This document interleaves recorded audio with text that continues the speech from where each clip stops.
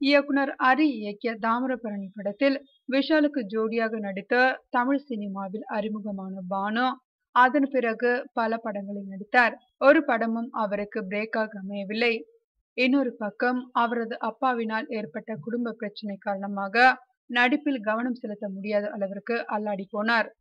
அதுவும் பானுவுக்கு மைனஸ் ஆகிவிட அவரது திரையுலக வாழ்க்கை பிரகாசமில்லாமல் போனது. பின்னர் தன் சொந்த பெயரான முக்தா என்ற பெயருக்கு மாறினார். அதுவும் மாற்றத்தை ஏற்படுத்தவில்லை. இதே நிலையில் தமிழ், மலையாளம், தெலுங்கு, கன்னடம் என சுமார் 30 படங்களுக்கு மேல் நடித்துவிட்டார் பானு.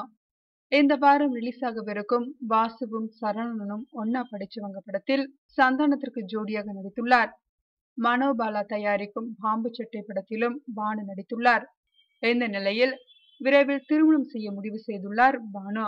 மலையாள சினிமாவில் பிரபல பின்னணி பாடகியாக விளங்கும் ரிமி டோனியின் சகோதரர் ரிங்கு டோமியை தான் மணக்கவிருக்கிறார் பானு. இது காதல் திருமணம்.